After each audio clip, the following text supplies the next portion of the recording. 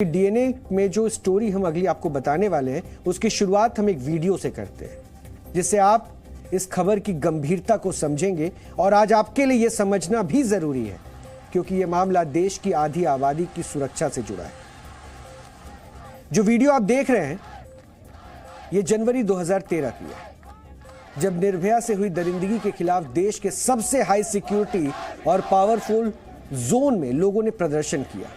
वहां प्रधानमंत्री से लेकर देश के तमाम बड़े मंत्रालय और बड़े नौकरशाह का दफ्तर है। फिर भी कई दिनों तक यह प्रदर्शन चलता रहा और किसी का गुस्सा उस वक्त नहीं थम रहा था। आम लोगों की ओर से किए गए इस प्रदर्शन का दूरगामी असर हुआ। 2020 में जहां आरोपियों को फांसी हुई, वहीं इस प्रदर्शन के तुरंत बाद वर्ष 2013-14 के बजट में पहली बार निर्भया फंड बनाया गया। इस फंड का मकसद महिलाओं की सुरक्षा करना था। इस फंड के जरिए राज्यों को पैसा दिए गए जिसका मकसद राज्यों में महिलाओं की सुरक्षा पर खर्च करना था।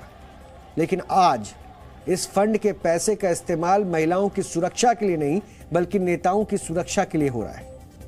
सोचिए जरा, इस देश के माननीय कितने खास हैं कि वो महिलाओं की सुरक्षा का पैसा भी अपनी सुरक्षा में इस्तेमाल करने लगते हैं।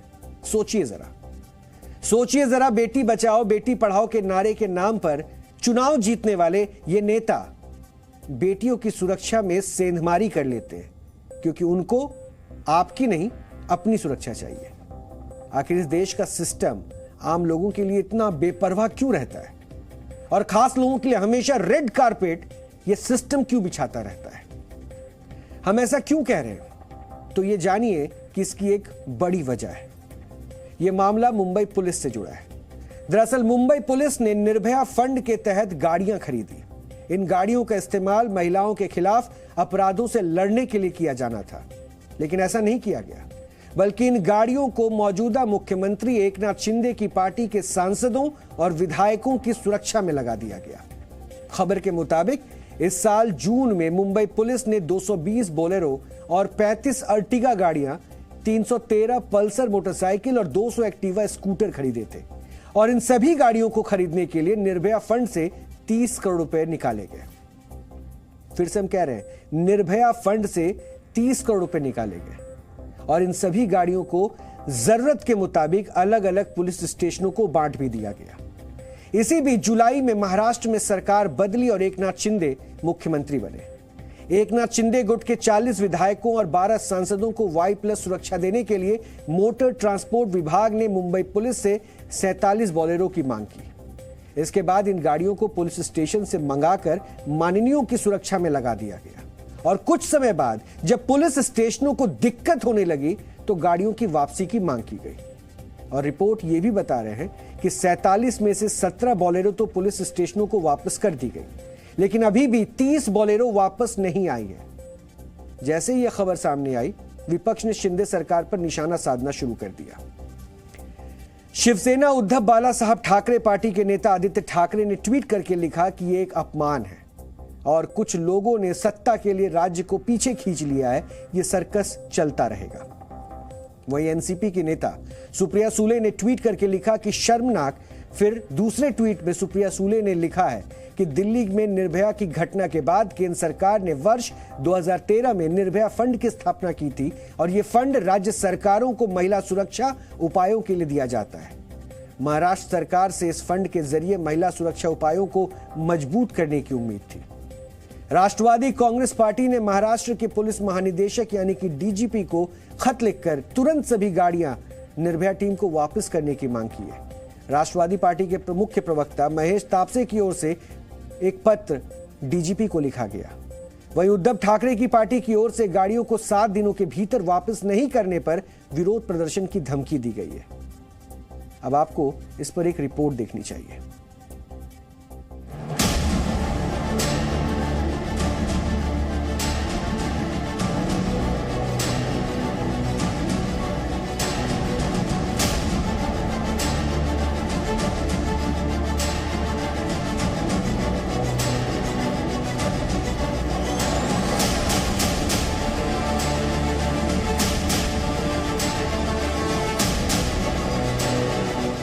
निर्भया फंड से खरीदी गई गाड़ियों का इस्तेमाल पुलिस द्वारा सुरक्षा के लिए किया जाना था। लेकिन उसका इस्तेमाल वीआईपी सुरक्षा के लिए किया गया। आपको बता दें कि जब 40 विधायकों ने तत्कालीन महाविकास आघाड़ी सरकार से अलग होकर नए गठबंधन में जाकर बीजेपी के साथ सरकार बनाने की कवायद शुरू हुई, तब 40 विधायकों की सुरक्षा में निर्भया फंड से खरीदी गई गाड़ियों का इस्तेमाल किया गया। और ये देवनार पुलिस स्टेशन उन्हीं पुलिस स्टेशनों में से एक है जहां पर निर्भया फंड से खरीदी गई गाड़ियों को सुरक्षा के लिए मुहैया कराई गई थी। लेकिन यहाँ से उन गाड़ियों को वीआईपी सुरक्षा यानी कि उन एमएलए की सुरक्षा के लिए भेजी गई। हालांकि कुछ समय बाद उन गाड़ियों को दोबारा पुलिस स्टेशन भेज दिया गया।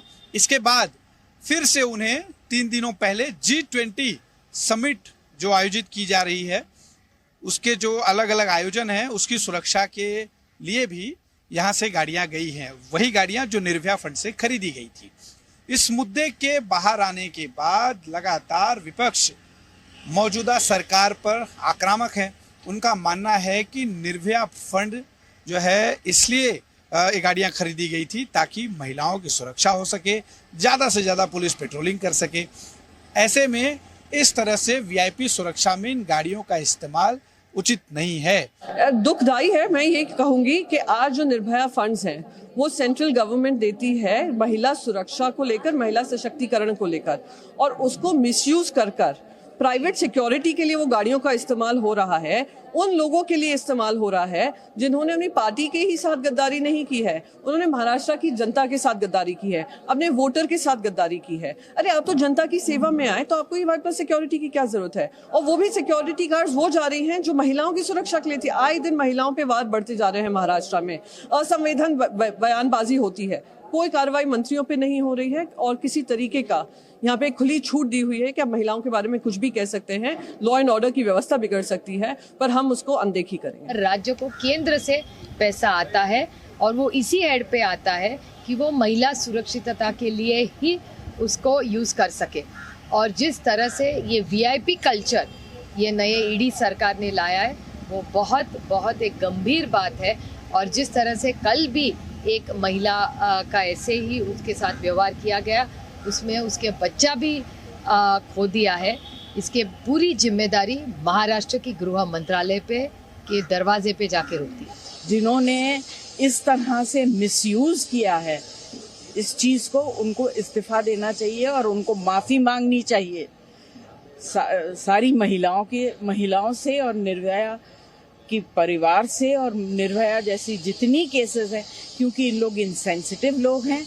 इस तरह से आप अभी क्या शब्द इस्तेमाल करूं मैं? फंड को दूसरी जगह लगाने का मामला नहीं है। हम इस तरह के मुद्दों पर, महिलाओं के मुद्दों पर, रेप के मुद्दों पर कितने गंभीर हैं और कितनी तत्परता से काम कर रहे हैं, ये चीज दर्शाता है। क्या मात्र शायद 600 करोड़ रुपया ही इतने सारे महिला उत्पीड़न की चीजें होती हैं पूरे फील्ड में, क्या उस पे फंड का सदुपयोग नहीं हुआ? तो ये उदासीनता है उस मुद्दे पे जो दुखद है। वैसे महाराष्ट्र सरकार में शिंदे गुट के सभी विधायक और सांसदों को Y+ सुरक्षा दी गई है। Y+ स्तर की सुरक्षा में एक गाड़ी के साथ 4 सुरक्षाकर्मी 2 शिफ्ट में काम करते हैं, जिसके साथ एक सिक्योरिटी व्हीकल भी होता है। और दिलचस्प बात यह है कि आज जिन विधायकों को Y+ सुरक्षा दी गई है, उन्हीं विधायकों को पहले केवल X कैटेगरी की सुरक्षा दी गई थी, जिसमें केवल 2 सुरक्षाकर्मी होते थे। यानी सीधे तौर पर शिवसेना से बागी होने पर इन विधायकों की सुरक्षा बढ़ा दी गई और गाड़ियों की कमी कहीं चुनौती ना बने, इसलिए महिला सुरक्षा में लगाई गई कारों को पुलिस स्टेशन से मंगवाकर इनकी सुरक्षा में तैनात कर दिया गया। अब बड़ा सवाल यह है कि जो माननीय जनता के वोटों से चुनकर आते हैं, जिनका कर्तव्य जनता को सुरक्षित रखना, उनके हितों के बारे में सोचना है, लेकिन इसके उलट उसी जनता की सुरक्षा को माननीयों के लिए छीन लिया जाता है। अब आप खुद सोचिए कि यह कितना सही है, लेकिन यह सिस्टम है और यहां पहले भी ऐसा होता रहा है और अभी भी ऐसा ही हो रहा है। इस सिस्टम में सुविधा और सुरक्षा का पहला अधिकार नेताओं का है। वैसे इस मामले में महाराष्ट्र सरकार की क्या सफाई है, आपको यह भी सुनना चाहिए। जब से माननीय एकनाथ जी शिंदे और माननीय देवेंद्र फडणवीस जी की सरकार आई है, तब से एक भी दिन ऐसा नहीं निकला कि उन्होंने झूठे आरोप नहीं लगाए। मैं आरोप प्रत्यारोप की राजनीति में विश्वास नहीं करता हूं, पर आप जरा खुद उठा के देखिए किसने विकास काम रुकवाए। सारे के सारे विकास का नानान से लेके मेट्रो से लेके बुलेट ट्रेन से लेके क्या क्या ठाकरे सरकार ने नहीं रुकवाया। ये विकास विरोधी सरकार है, ये चाहती है कि कोई सरकार यहाँ काम नहीं करे, अराजकता फैलाने का प्रयास करने का ये लोगों का हर समय सोच रहा है। अब आपको निर्भया फंड के बारे में बताते हैं। वर्ष 2013 में पहली बार महिलाओं के खिलाफ हिंसा को रोकने के लिए इसे बनाया गया था और पहली बार इस फंड में 1000 करोड़ रुपए आवंटित किए गए। वर्ष 2021-22 तक इस फंड में कुल 6213 करोड़ रुपए आवंटित हुए और इसमें से 4138 करोड़ रुपए को बांटा गया, जबकि 2922 करोड़ रुपए का इस्तेमाल ही किया गया। यानी अभी तक निर्भया फंड में जितने पैसे आवंटित किए गए हैं उसमें से आधे से ज्यादा पैसों का इस्तेमाल नहीं किया गया है। जिस देश में 66 करोड़ से ज्यादा महिलाएं हैं और जहां हर रोज 1100 से ज्यादा महिलाएं हिंसा की घटनाओं का शिकार होती हैं, वहां इस फंड का पूरा इस्तेमाल नहीं होना सवालों के घेरे में है। और अगर इस्तेमाल हो भी रहा है तो भी सही जगह पे नहीं हो रहा है। अब आपको सुनाते हैं कि जिस निर्भया के नाम पर इस फंड को बनाया गया, उनके माता पिता का इस फंड के दुरुपयोग पर क्या कहना है। सबसे पहले जब मैंने ये सुना कि पैसे ये कहाँ लगे हैं तो हमें बहुत दुख हुआ और उन विक्टिमों को याद आया, उन परिवारों को याद आया कि जो आज 10 साल से 15 साल से संघर्ष कर रहे हैं कि हमारी बेटी को इंसाफ मिले। उनके मुजरिमों को छोड़ दिया जा रहा है, पुलिस काम नहीं कर रही है।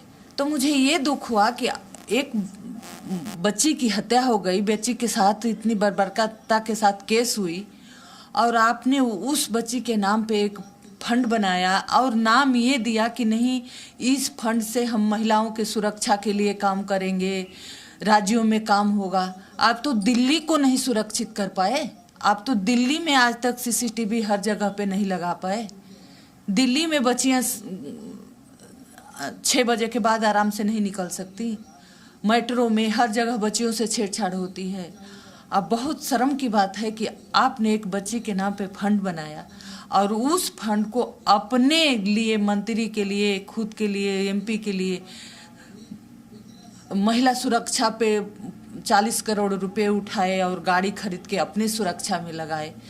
इससे तो बल्कि एक समाज को जवाब देने लायक आप बनते, एक स्कूल कॉलेज बना देते। कि आपको लगता है जिस कन्विक्शन के साथ या जिस सोच के साथ इस फंड को क्रिएट किया गया था उसके साथ न्याय हो रहा है क्या उस फंड के साथ? नहीं, उस फंड के साथ न्याय नहीं हो रहा, बल्कि उसका दुरुपयोग हो रहा है। सबसे पहले तो राज्य में या केंद्र में बैठे हुए जो भी लोग हैं उनको सोचना चाहिए कि ये बना क्यों। निर्भया के साथ घटना हुई, सिंपैथी ही सही मान लिया कि सिंपैथी में एक फंड क्रिएट किया गया, बनाया गया सरकार की तरफ से कि निर्भया फंड है और इस फंड से जो विक्टिम्स होंगे उनको सहायता मिलेगी, दी जाएगी। उनको जिस तरह की ज़रूरत पड़ेगी उससे उसकी सहायता की जाएगी। तो अभी आशा जी ने जो कहा कि स्कूल होता, कोई कॉलेज होता, तो हम भी इसका समर्थन इसलिए कर रहे हैं कि हर प्रांत में घटनाएं तो हो रही है, विक्टिमों को कोई रिस्पॉन्स नहीं देता, कोई भी नहीं देता। तो ऐसे महिलाओं को, ऐसे बच्चियों के लिए हर प्रांत में एक ऐसा जगह हो, कॉलेज हो, स्कूल हो कि वो अपने ज़िंदगी को आगे बढ़ाने के लिए कुछ कर सकें, पढ़ सकें, लिख सकें, आगे बढ़ सकें। ये तो बहुत बड़ी अच्छी बात है। लेकिन पैसा कहाँ से आता है और पैसा कहाँ जाता है तो केंद्र को पता है।